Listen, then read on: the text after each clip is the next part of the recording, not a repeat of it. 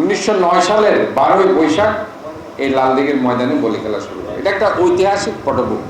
চট্টগ্রাম নগরের লালদিঘি চত্বরে বলি খেলার প্রতিকৃতি সম্বলিত মোরালের উদ্বোধন করেছেন চট্টগ্রাম সিটি কর্পোরেশনের মেয়র ডক্টর শাহাদাত হোসেন। এই সময় জব্বারের বলি খেলার প্রবর্তক আব্দুল জব্বারের নামানুসারে চত্বরটির নাম জব্বার চত্বর নামকরণ করা হয়েছে।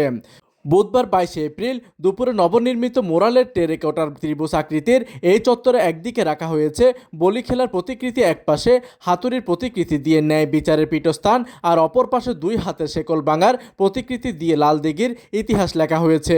উদ্বোধনের আগে চট্টগ্রাম সিটি কর্পোরেশনের পাবলিক লাইব্রেরি মিলনায়তনে সংবাদ সম্মেলনে বলি খেলার বিভিন্ন দিক তুলে ধরেন আয়োজক কমিটির সাধারণ সম্পাদক ও আব্দুল জব্বার সওদাগরের নাতি শওকত আনোয়ার বাদল।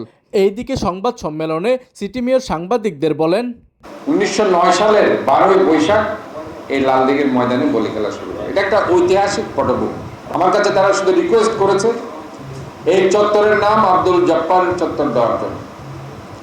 আমি সানন্দে রাজি হয়েছি যে ইনশাআল্লাহ মহান রব্বুল আলামিন আমাকে যেহেতু এই দায়িত্ব দিয়েছেন, এই চত্বর অবশ্যই আমি চেষ্টা করব এটাকে আব্দুল জব্বার চত্বরে পরিণত করার জন্য।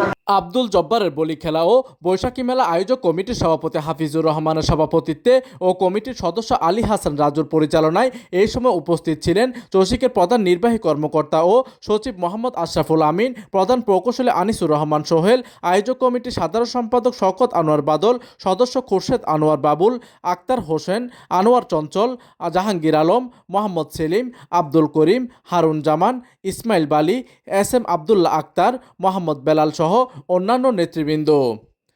প্রতিনিধির তথ্য ও পাঠানো চিত্রে ডেস্ক নিউজ, দিগন্তের বার্তা 24, চট্টগ্রাম।